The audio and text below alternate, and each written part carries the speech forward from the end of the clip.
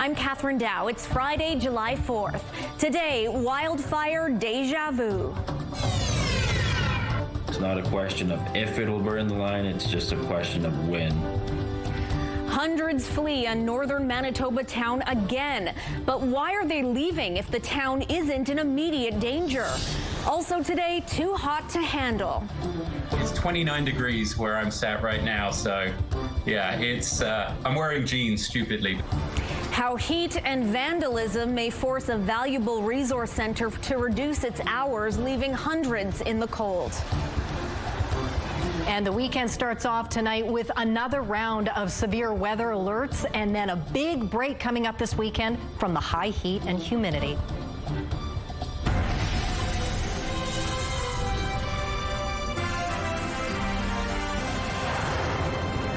Dramatic new photos to show you today of the wildfires near Lynn Lake. For the second time over the last 2 months, people in the northern Manitoba town have been told they need to get out. Not because the town is at risk, but the hydro lines that supply the town with power. We're receiving winds of 60 kilometers an hour blowing directly at that line. So we've been told from wildfire, it's not a question of if it'll burn the line, it's just a question of when. Good afternoon. Thanks for joining us. Marilee is away. You heard Lynn Lake Mayor Brandon Dulwich. It's not a question of if, but when. And when those lines go up in flames, Lynn Lake could be without power for at least a month.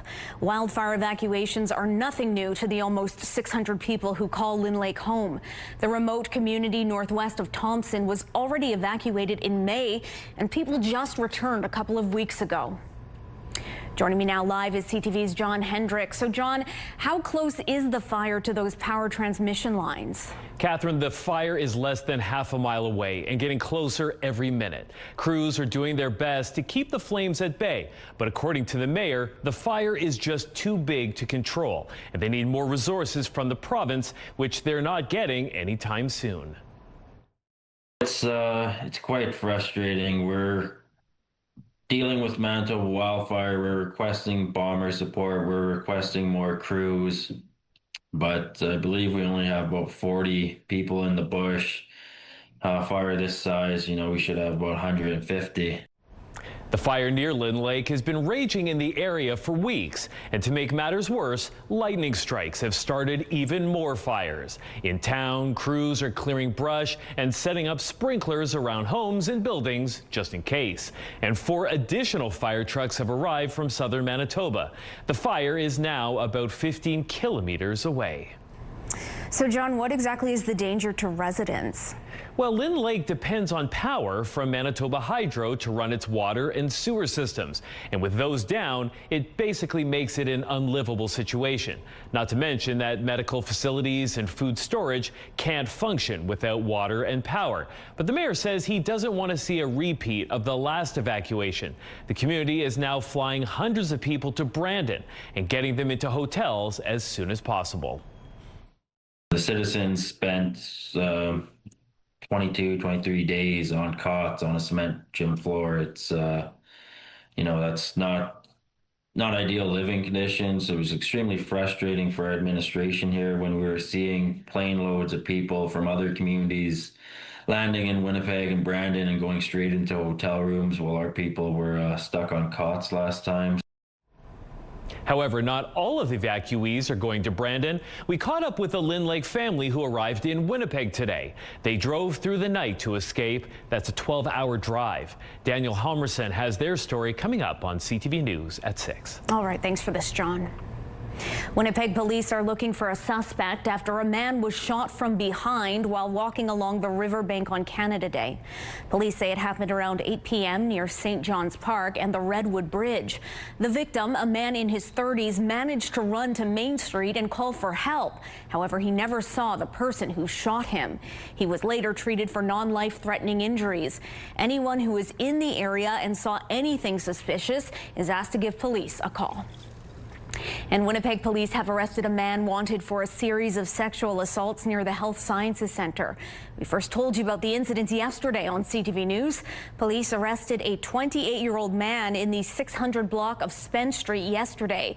He faces numerous charges of sexual assault, sexual interference, assault, and carrying a concealed weapon. Winnipeg firefighters rescued a person from the window of a burning apartment building last night. Crews responded to a call at a high-rise in the 700 block of Sargent Avenue. When they arrived, they found a person needing immediate rescue, so firefighters used a ladder truck to get the person out through a window. Paramedics took one person to hospital in stable condition. Investigators are now trying to determine what started the fire. A teen girl has been arrested in connection to a fatal stabbing in Selkirk on Monday night.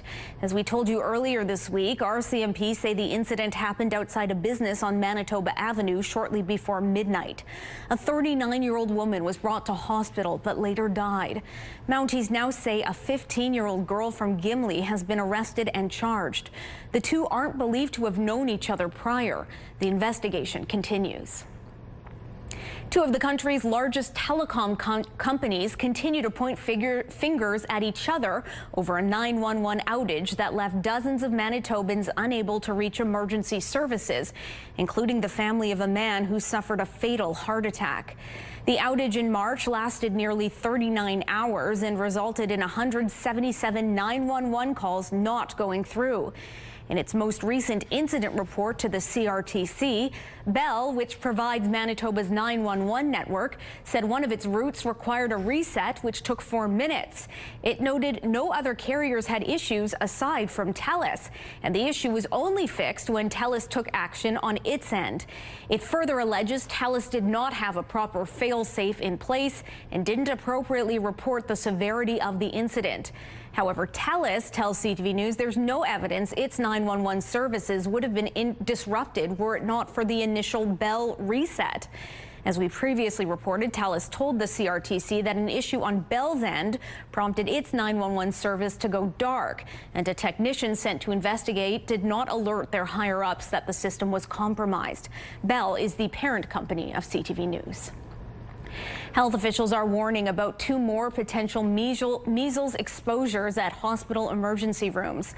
They are the Health Sciences Centre's Children's Hospital Emergency Department between 11:10 p.m. Monday, June 30th, and 1:25 a.m. the following morning. The other is the Emergency Department at Boundary Trails Health Centre from 10:20 p.m. July 1st to 1:35 a.m. July 2nd. Anyone who is at those locations during those times is being asked to monitor for symptoms for about 3 weeks and make sure they're up to date on their vaccines. Fisheries Canada is keeping a close eye on watercraft entering Manitoba for zebra mussels. These are pictures from their first inspection blitz on Highway 1 near the Manitoba-Ontario border. Over 3 days in late June, they inspected 383 vehicles with 436 watercraft. 110 of the watercraft were not cleaned, drained or dried, and failed inspection. 38 required decontamination, and 2 had visible zebra mussels. They are concerned because they reproduce quickly and can impact fish populations, kill native mussel species, clog water intake systems, and can interfere with swimming and beach activities. Hot temperatures may force a resource center providing essential services to the West End to reduce its hours. It's 29 degrees where I'm sat right now, so yeah, I'm wearing jeans stupidly, but that's just me. It is hot inside the West End Resource Center on Ellis Avenue. That's because the building's 2 air conditioning units were vandalized. Someone stole all the copper wiring. Now the center may have to reduce its hours and programs because it's unsafe for people to visit, especially in the afternoons. The center supports more than 4,500 people a year through senior programming, job search help, and they distribute food to about 35 people. And if you can imagine, in a small space, 35 people waiting for a couple hours to get food, it warms up pretty warm, and everyone's taking turns around the fans. But luckily, we do have a lot of cold water and freezies, which are helping. It's going to cost the centre around $20,000 to buy and secure new AC units. The Resource Centre has started a GoFundMe campaign, which has raised more than $1,700.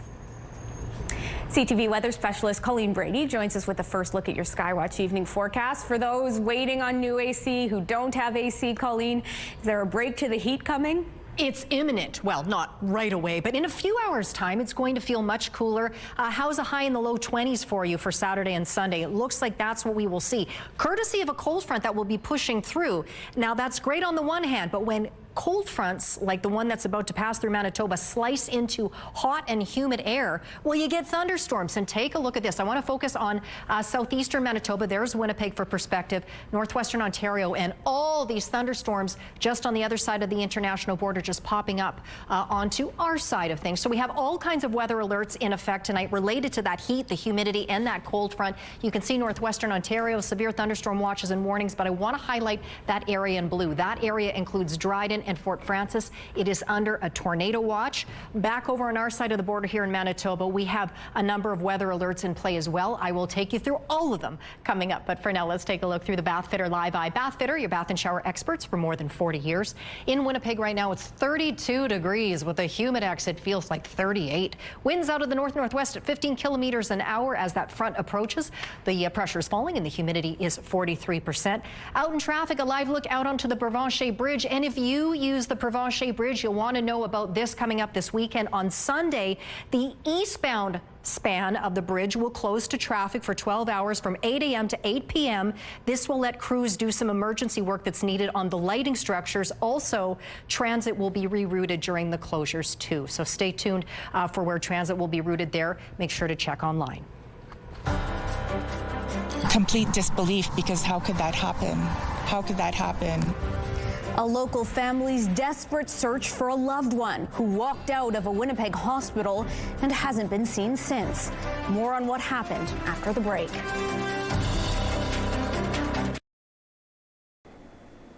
Home sales in Toronto and the surrounding area jumped 8% between May and June in signs of a recovery for the real estate sector. Sales are up in Toronto this year over last, and it's a buyer's market, with the benchmark price of a home hovering around $978,000. Last June, it was over $1 million.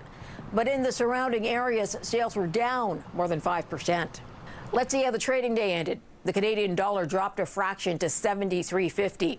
West Texas Intermediate is down to 66.50. Our fix on Western Canadian Select has it down to 54.91. And the TSX eked out another record close, moving less than 2 points, but ending the day at 27,036. Those are your business headlines. I'm Marilla Fernandez.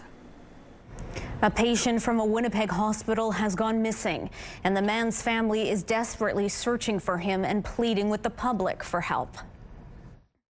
Complete disbelief, because how could that happen? How could that happen? 35-year-old Rusty Rakin had his appendix removed on June 30th at Grace Hospital.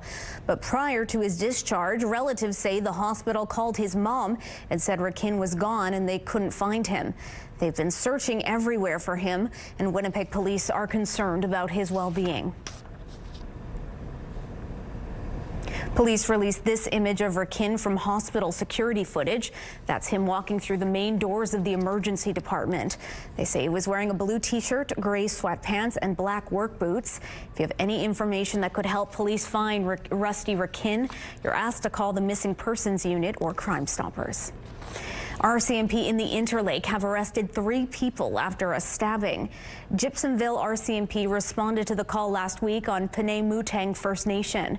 Near the cemetery, they found a man who'd been stabbed and had severe injuries. He's now recovering in hospital.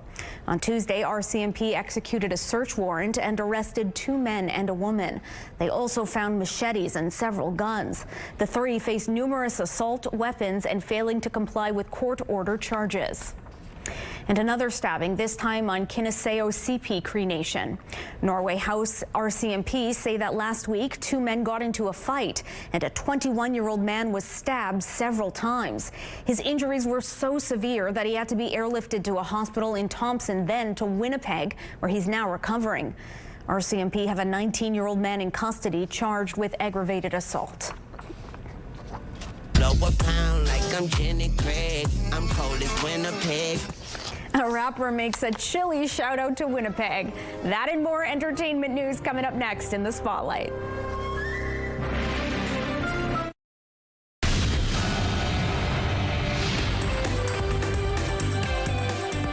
Spotlight, sponsored by the Casinos of Winnipeg, presenting Menopause, the musical. Colleen Brady has your Spotlight today. This one made me laugh, Colleen. No kidding. Winnipeg just got a big shout out in a new track by Chance the Rapper. Blow a pound like I'm Jenny Craig. I'm cold as Winnipeg. When me and Chance We'll take it. In case you missed it, that was Lil Wayne saying he's cold as Winnipeg. It's a line from Chance the Rapper's newest single, Tree. The song is part of a larger project called Starline Gallery, which the rapper has been working on for some time.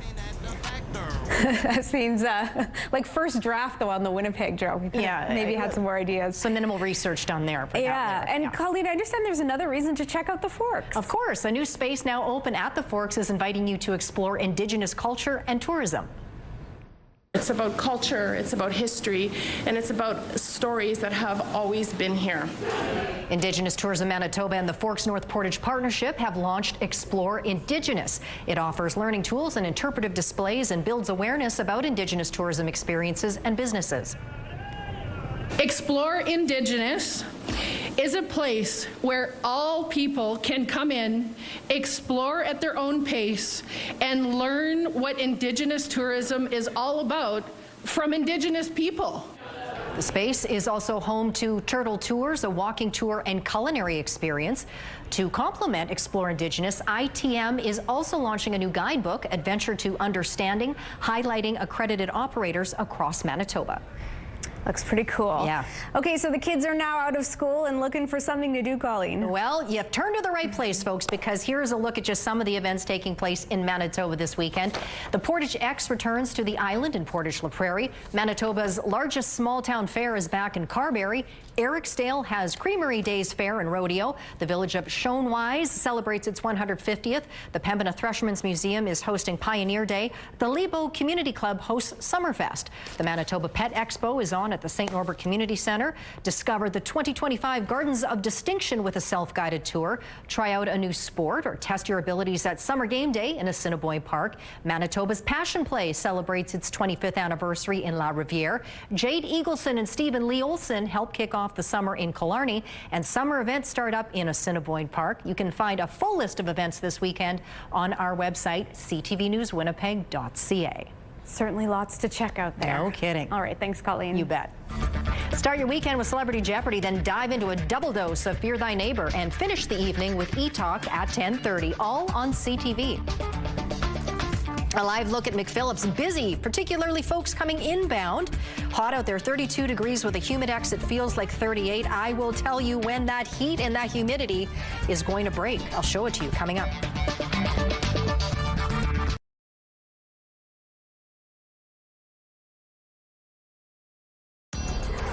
Women's clothing provided by RW & Company. Salon services provided by S&Teak Spa Salon.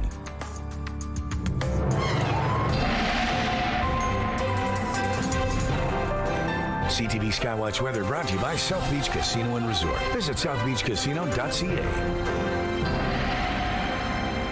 Well, if you were with us last night, we were talking 24 hours ago about a tornado-warned storm in Saskatchewan that was quickly making its way straight for southwestern Manitoba. Well, check out this viewer video. This is from Redvers, Saskatchewan. That's quite close to the provincial border with Manitoba. Can you imagine looking up in the skies if you live in Redvers, like this person did who took the video and saw that cloud overhead? Well, that storm, at the time it was taken, was likely producing a tornado. Having said that, it doesn't look as though, or that was the belief anyway at the time when there was a tornado warning issued for that area. Now, it doesn't look as though a tornado actually touched down on either side of the provincial border, but that storm you just saw there made its way into Manitoba early last evening, and it was in the area for several hours. Several tornado warnings were issued here in Manitoba last night, but it didn't produce a tornado by the looks of it, but it did have some other severe weather outcomes. Very strong wind gusts, well well in excess of 100 km/h in places, substantial sized hail. But I should note, up in northwestern Manitoba, close to Flin Flon, tennis ball sized hail was reported there. So also it was a pretty severe storm for us in the south. We could get another round of that tonight. We already had a tornado warned thunderstorm that moved through parts of northwestern Ontario earlier today. But look at this line of thunderstorms right now coming up from the U.S. into southeastern Manitoba and in northwestern Ontario. So as for Winnipeg in the southeast, most areas out into the southwest under a severe thunderstorm watch. So we could see thunderstorms develop here tonight that could become severe. Still under a heat warning. That's what the pink notes. We have strong wind warnings on the lakes, and we do have air quality statements for the north, but even a severe thunderstorm watch continuing for the northeastern part of the province. Unusual. But again, I'll highlight this blue in northwestern Ontario. That is where that tornado watch continues. So again, quick look at Winnipeg, and it's still 32 degrees here. Very warm. 28 in Brandon, 24 in Thompson, but compare that with Churchill, just 10 degrees. So quick run through the futurecast here shows that rain traveling across the north tonight. We could see storms develop to the south as well. Then that cold front will pass us by as we get into Saturday.